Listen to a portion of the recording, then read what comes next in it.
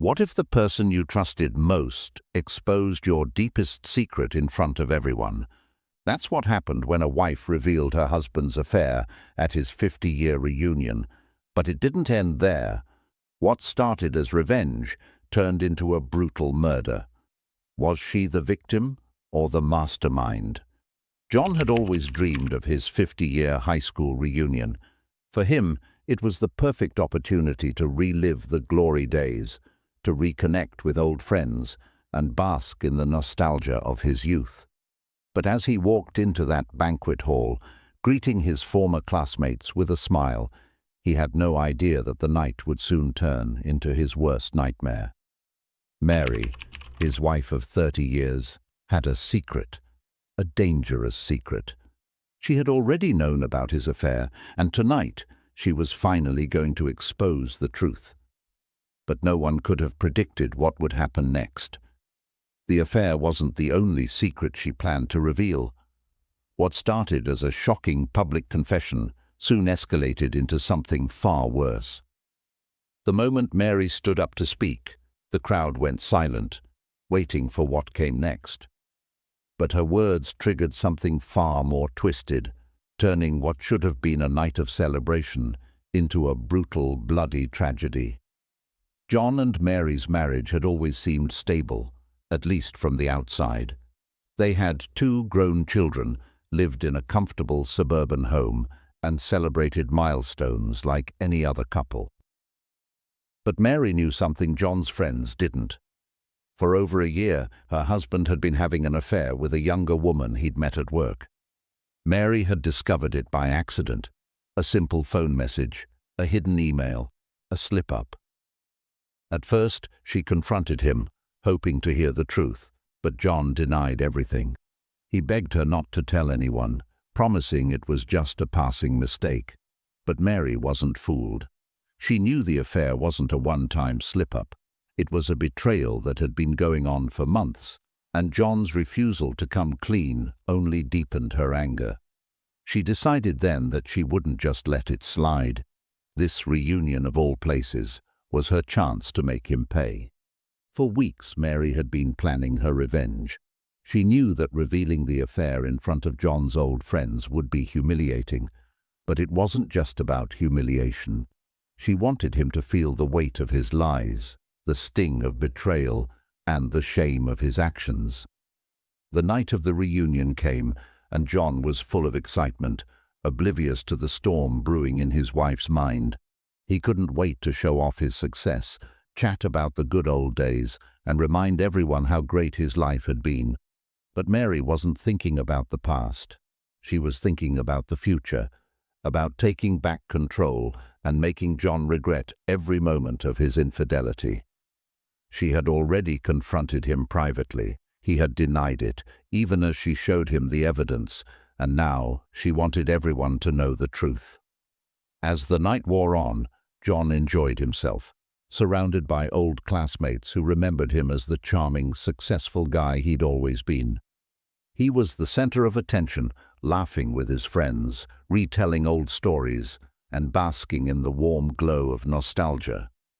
He had no idea that his world was about to come crashing down. Mary had already slipped into the shadows of the banquet hall, watching as John mingled with the crowd. With every smile he shared, she could feel her rage building. She could feel the injustice of it all. She had loved him, and he had betrayed her. As the evening wore on, the moment finally came. It was time.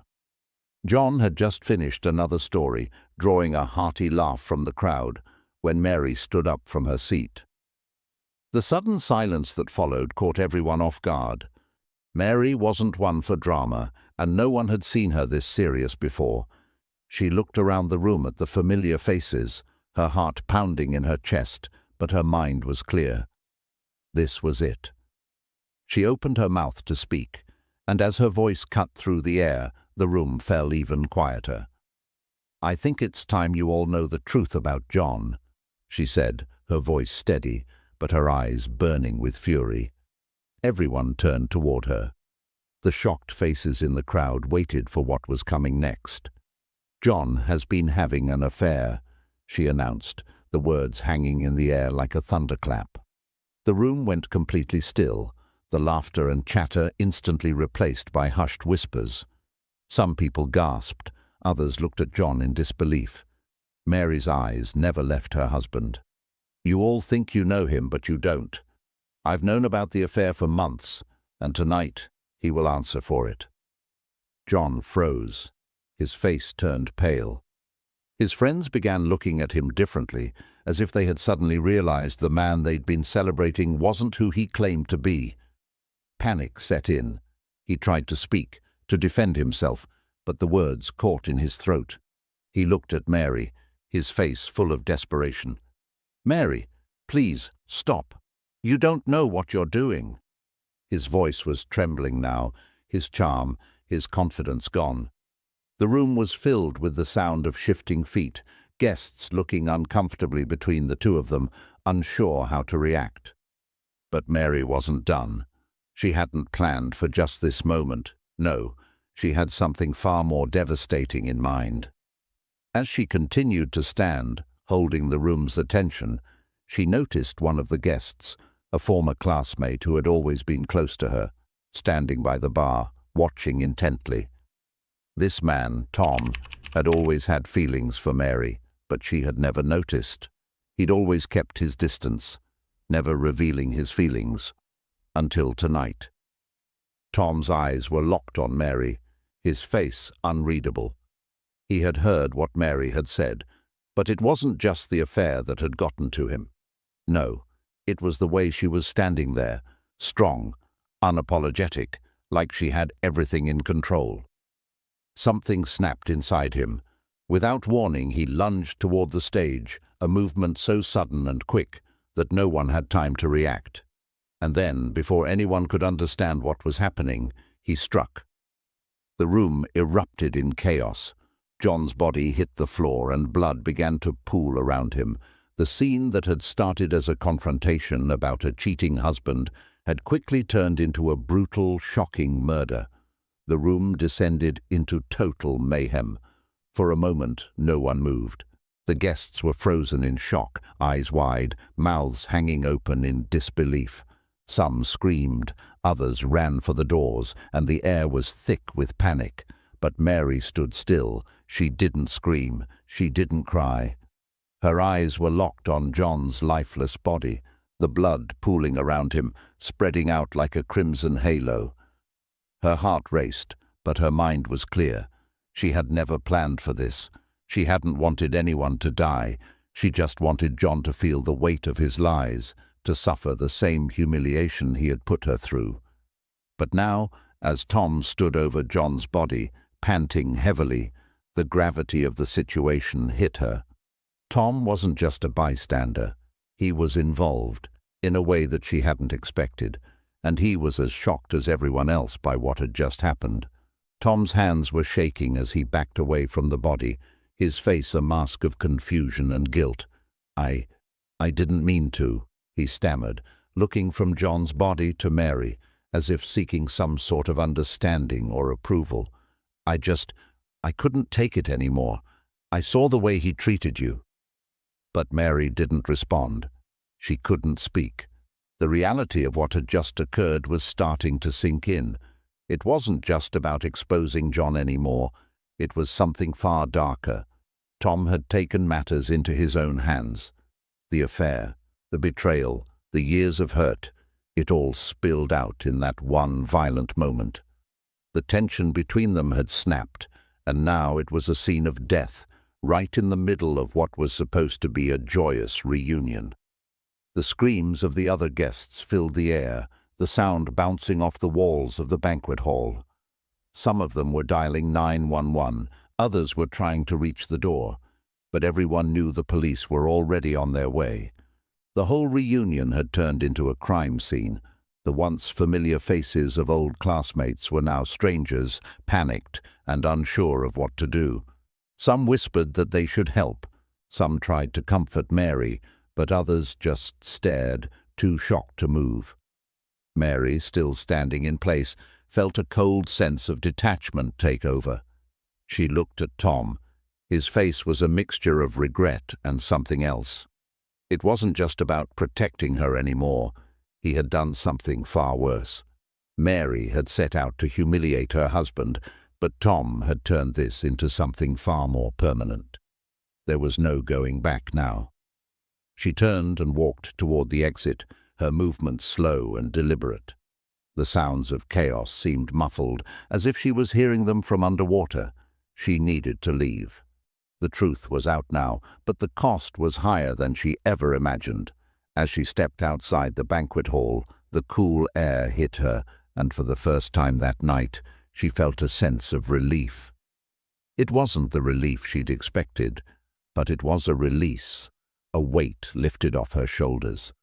The police arrived minutes later, swarming the scene with flashing lights, pulling people aside for questioning. Mary was calm, eerily so. As officers approached her, they asked her if she had witnessed the murder. She nodded. "I saw everything," she said quietly, her voice flat.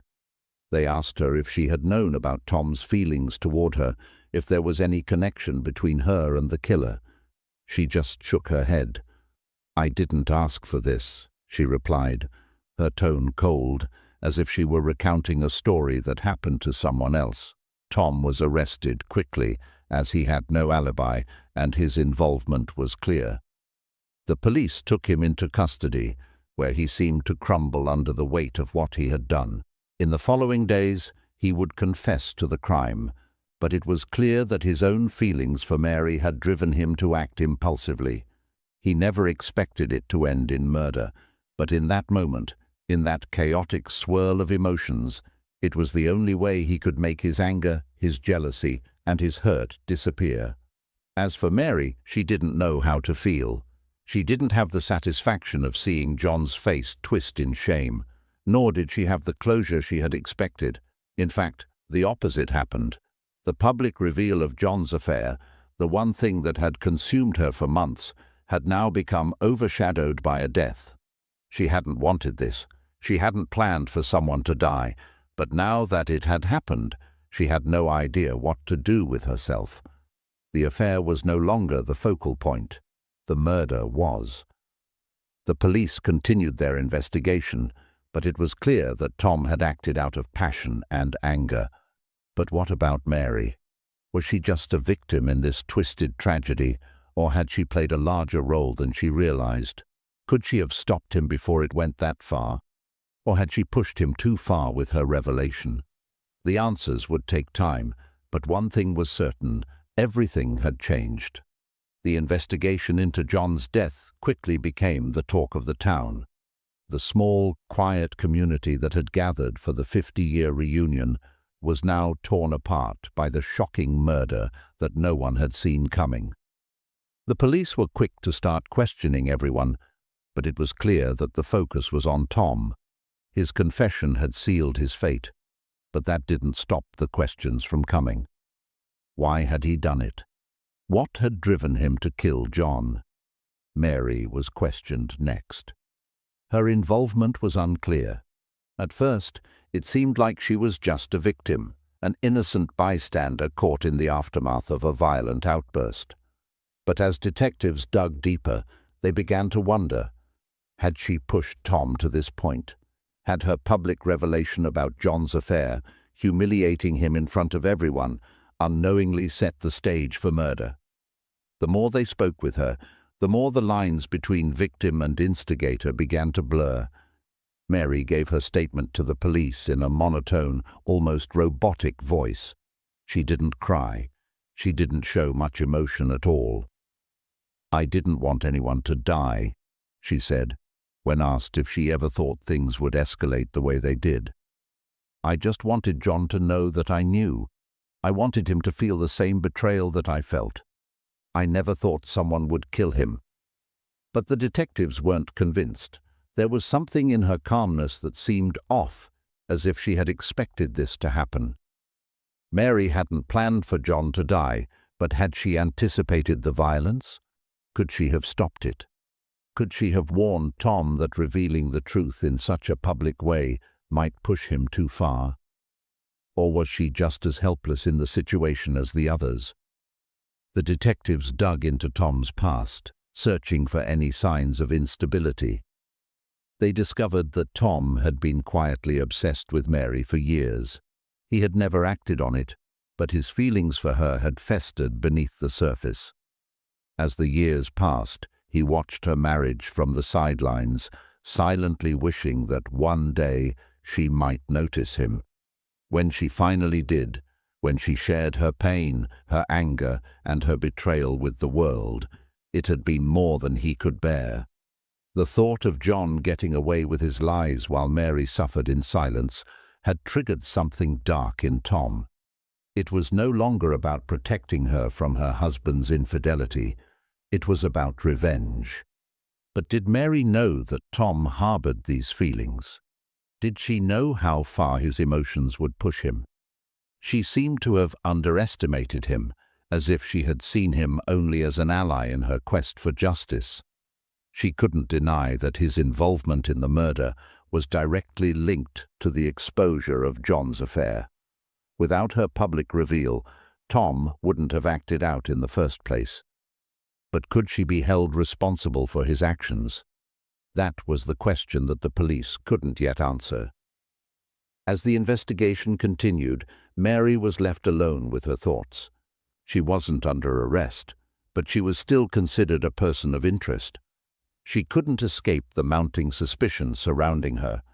People in the community were beginning to question her role in the tragedy. Was she really just a wife who had been wronged, or was there something darker hidden beneath the surface? The more she thought about it, the more she began to realize something: the affair, the public exposure, and now the murder. It was all part of a twisted plan she had set in motion, even if she hadn't fully understood the consequences at the time. In the weeks following John's murder, the story spread like wildfire. News outlets picked up the story, and soon the small-town tragedy was a national sensation. The details of the murder became fodder for tabloids, social media debates, and late-night TV discussions. Mary was no longer just the wronged wife. She had become a figure of fascination, a symbol of betrayal and justice gone horribly wrong. Her name was everywhere. But was she the victim in this twisted story, or was she the true architect of the chaos? While Tom had confessed to the murder, the public couldn't seem to stop talking about Mary. Some felt sorry for her. After all, she had been cheated on, publicly humiliated, and betrayed. Others, however, began to question her motives.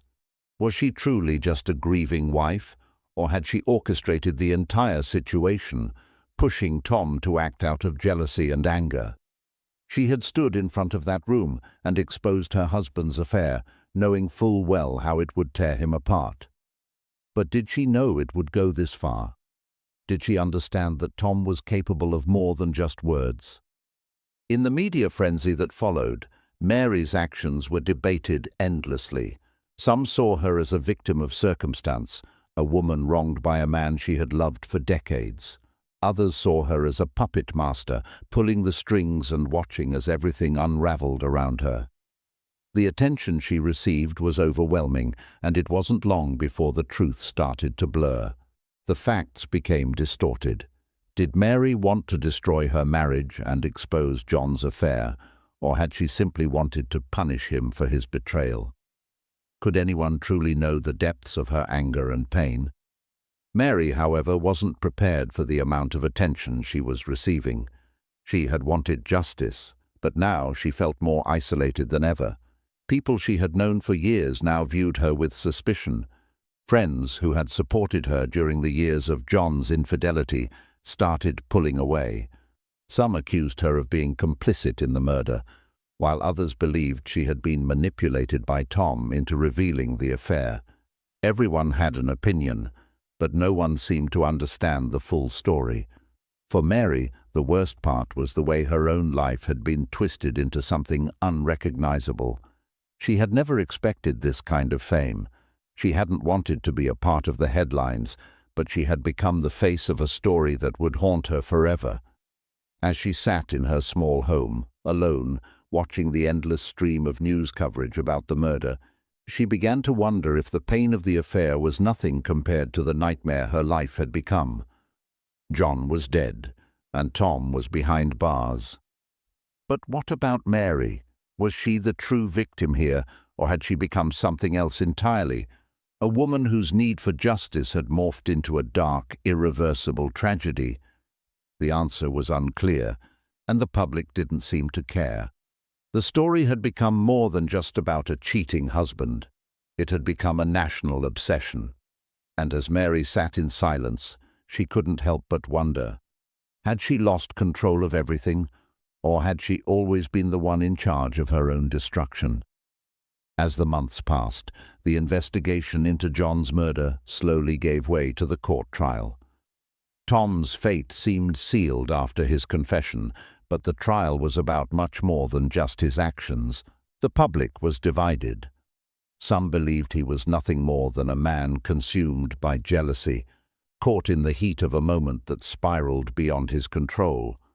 Others thought he had been manipulated by Mary, that her actions had played a significant role in pushing him to kill. And that's when things really started to get complicated. Mary had become the focal point of the trial. While Tom was the one who physically ended John's life, there was an undercurrent of doubt surrounding Mary's role in the entire affair. Was she an innocent bystander, or had she orchestrated the events that led to this tragedy? The defense attorney for Tom quickly latched onto this idea, arguing that Mary's public reveal of the affair had been the final, crucial trigger for Tom's violent outburst. By exposing John's betrayal to a room full of people, she had effectively set the stage for the murder. As the trial unfolded, the media attention grew even more intense. Mary had been thrust into the limelight, not just as the wife of a murdered man, but as a key figure in the drama. Her actions were dissected from every angle.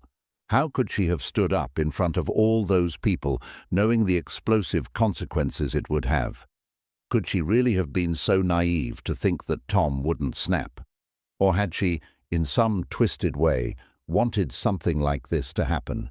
To punish John, to humiliate him, to destroy everything he had built, including his life. Tom's defense strategy was simple but effective. He argued that he had been overcome with rage, that the years of pining for Mary and the sudden revelation of John's affair had pushed him past his breaking point. The prosecution, on the other hand, focused on Mary's involvement. They pointed to the fact that she had been the one to expose the affair so publicly. They argued that she had crossed a line when she made John's infidelity known to everyone, knowing full well that someone in the room might take it too far. In their eyes, Mary was not just a grieving wife, but a woman whose need for vengeance had fueled the fire of murder. It became clear that Mary was not going to escape unscathed. Even though she was never charged with murder, she faced growing public backlash. The more the trial went on, the more people started to question her motives. Had she known the consequences of her actions, or had she just been looking for a way to hurt John? The press had a field day with this moral dilemma. Was she a victim, or was she the true architect of the chaos? Mary sat quietly in the courtroom every day, her face pale and unreadable. She didn't cry. She didn't speak up in her own defense. There were times when she wanted to scream, to tell the world that she hadn't meant for any of this to happen. But the more the trial dragged on, the more she began to realize something. Maybe she had pushed things too far. Maybe, deep down, she had wanted John to suffer more than she was willing to admit. Not just by exposing his affair, but by exposing him as the fraud he had been in their marriage. Now, as the trial progressed, she was starting to wonder if she too was to blame for the tragic chain of events that had unfolded. The trial finally came to an end, but the damage was already done. Tom was convicted of manslaughter. He had never meant to kill John, but his actions, his uncontrolled rage, had led to a death that no one had planned for. He was sentenced to 10 years in prison, a sentence that many considered too lenient given the gravity of the crime. But for Tom, it was a small price to pay for what he had done. His life, too, had been destroyed by the violence he had acted upon. As for Mary, the fallout from the trial was even more damaging. She wasn't arrested, but the public's perception of her had irrevocably changed. Some people still believed she had been the innocent victim in this twisted saga, while others saw her as a calculating woman who had manipulated a vulnerable man into committing murder. She couldn't escape the questions. She couldn't escape the whispers. Everywhere she went, she was reminded of the chaos she had set into motion. Her marriage to John had ended long before the murder, but now she had lost everything. Friends had abandoned her. Her reputation had been torn apart. She had gone from being a woman wronged by her husband's betrayal to being a symbol of a dark, twisted tragedy. The justice system had failed to find the answers she needed, and the emotional cost of what had happened weighed heavily on her. Her heart was broken, not just for the loss of her marriage, but for the loss of her own sense of self. John's family had disowned her. They saw her as a woman who had aired their dirty laundry to the world and played a part in his death. Her children, too, were struggling with the fallout. They had lost their father, but they had also lost their mother in a different way. Mary knew that she would never be the same again. No matter how much time passed, the haunting memory of that night would stay with her forever. The murder, the trial, and the destruction of her family had irrevocably changed her life. As Mary sat alone in her home, she thought about the years that had led up to that fateful night. She thought about the affair, about the lies, about the pain. But more than anything, she thought about how everything had spiraled so far out of her control. What had she really wanted? Justice? Revenge? Or had she simply wanted to destroy the man who had broken her heart? In the end, she wasn't sure. But one thing was certain: the cost of seeking justice had been higher than she ever imagined. The affair had shattered her marriage. The murder had shattered her life. And as she stared out the window, the weight of her actions and the lives that had been destroyed in their wake hung heavy on her heart. It would never be over. It could never be over. Months passed, but for Mary, time seemed to stand still. The media frenzy surrounding the trial faded, but the consequences of that night lingered in every corner of her life. She had become a pariah, not just in the eyes of the public, but within her own community. People she had known for years, even friends who had once supported her through thick and thin, now avoided her gaze. It was as though her name had become synonymous with the murder. No one spoke to her directly anymore. Instead, there were whispers in the hallways, cold stares when she walked into a store. She had become the villain in a twisted narrative she hadn't fully realized she had created. In the quiet of her home, Mary had nothing but her thoughts. The betrayal she had felt from John seemed like a distant memory now. The anger, the resentment, the pain, those emotions had been consumed by the guilt that now took its place. She had never imagined it would come to this. A year ago, she had been a wife, a mother, a woman who believed that revealing the truth would give her the closure she so desperately sought. But now, she had nothing. No family, no friends, and a reputation destroyed by her own actions. She had visited John's grave only once after the trial. She stood there, staring at the cold, grey stone, and realized something she hadn't fully accepted until that moment. John wasn't just gone physically, he was gone in every other way, too. The man she had loved, the father of her children, had been taken away by the consequences of her choices. And while Tom had paid for his crime, she knew the emotional toll would haunt her for the rest of her life. She had pushed Tom too far. She had exposed the deepest wound in her marriage, and that wound had festered into something much worse than she ever anticipated. The affair had been her pain, but the murder, that was her fault. The loneliness was crushing. Every morning Mary woke up to an empty house, the silence suffocating her. She had never thought about the aftermath, never considered how far-reaching the consequences would be when she stood up in that banquet hall and made the affair public. In her mind, she had only wanted John to feel the shame she had felt. But in her quest for justice, she had opened a Pandora's box, and now it was too late to close it. Her children no longer called. They were busy, they said. They didn't know what to say to her. They were ashamed, afraid to face the woman who had, in their eyes, indirectly caused their father's death.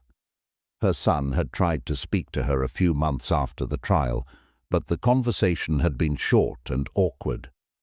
"We just don't know what to say, Mom. You ruined everything." The weight of his words hit her like a slap in the face. It was true. She had ruined everything. For what? To feel powerful for a moment? To see John suffer? In the end, she realized that she had nothing left to prove. The price of her vengeance had been higher than anyone could have imagined. Mary wasn't prepared for what happened next. Just when she thought she had been abandoned completely, an unexpected letter arrived. It was from Tom. The envelope was plain, with no return address. She opened it slowly, unsure of what she might find. Inside was a single sheet of paper, written in a hurried hand. It was a letter from Tom, sent from prison. "Mary," the letter began, "I don't know if you'll ever read this, or if you even care to hear from me, but I need to tell you something. What I did that night, what I allowed myself to do, I'll never be able to undo. I'm sorry. I'm sorry for everything. I'm sorry for what I did to you, for what I did to John, and for what I've done to myself." Mary paused, her eyes stinging as she read the words. She couldn't believe it. Tom was apologizing to her. He was taking responsibility for his actions, yes, but there was something else. It wasn't just an apology. It was an acknowledgement of what had happened, of how the whole situation had spiraled out of control. Tom was trying to make peace, even from the depths of the prison where he now lived. "I know what happened was wrong," the letter continued. "I know I should have never done what I did, but I can't help but wonder, did you know I would do it? Did you know how I felt all those years, watching you from the sidelines, waiting for a chance to step in? I never meant for things to go this far, but in a way, I feel like I was just another piece of the puzzle you created." Mary's breath caught in her throat. The words seemed to cut deeper than any accusation from the trial.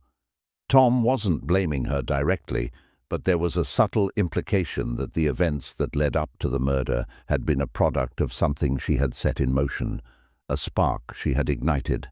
"I'm not asking for your forgiveness, Mary. I don't expect it. But I need you to understand that I wasn't just acting out of rage that night. I was acting out of years of pain, watching you suffer while John walked free, pretending he had nothing to answer for. Maybe I thought I was doing something noble for you, but I was wrong. I'll live with that for the rest of my life." The letter ended with a simple line, "I hope you find peace, even if I never will." Mary sat motionless, staring at the letter. Her hands trembled as she placed it down on the table. She didn't know how to respond. Could she even respond? After everything that had happened, after all the pain, could she forgive Tom for his role in the murder? Could she forgive herself? The letter was an apology, but it was also an admission of how complicated everything had been. For a long time, Mary just sat there, the weight of the letter heavy in her lap. She didn't know if she could forgive Tom, but part of her understand. Part of her realized that Tom had been a victim too, a victim of his own feelings, a victim of her own choices.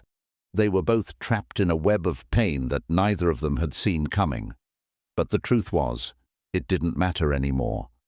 What was done, and no apology, no letter could undo the damage. But as she sat there, for the first time in what felt like forever, Mary allowed herself to cry. She cried for John, for Tom, for her children, and for herself.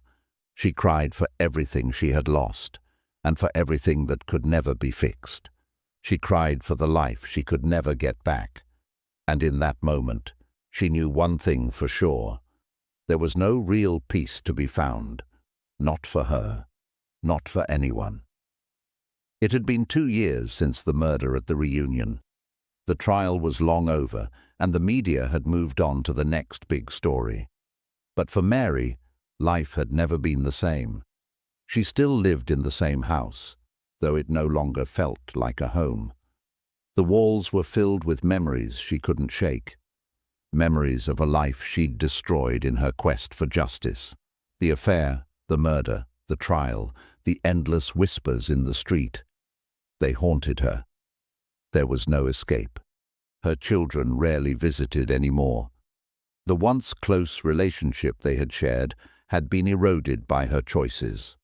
They resented her, blamed her for the destruction of their family, and she could see it in their eyes when they did speak to her. They no longer saw the woman who had given them everything. They only saw the woman who had exposed their father's darkest secret and indirectly caused his death. They had no answers. Neither did she. Tom's letters stopped coming after a while. She had never responded to his final one, but she held on to it, as if some part of her still hoped for redemption, for him, or maybe for herself. The truth, though, was harder to swallow than anything she'd experienced. The murder had never really been about vengeance or justice. It had been about power, the power she had never truly had, the power she had craved all her life, but could never grasp. In the end, the cost of claiming it was far too high. Mary never got the closure she had hoped for. There was no moment where everything came into focus, no point where she could look at what had happened and say, "This is why I did it. This is the answer." There were no easy explanations or satisfying conclusions. Life, it seemed, didn't work that way. There was no neat resolution, no way to fix what had been broken. Her marriage to John was beyond repair, and now even the parts of her that still loved him were buried under layers of regret. She would never have the chance to apologize to him, to fix the things she had ignored in the years leading up to the affair. His death had stolen that opportunity, just as it had stolen everything else. And Tom? He was still in prison, serving his sentence, a man who would never again be free to live his life. She sometimes wondered if he felt the same isolation she did. If he, too, was living with the burden of something he couldn't undo. But deep down, she knew there was no comfort to be found in his misery. He had made his choice, and so had she.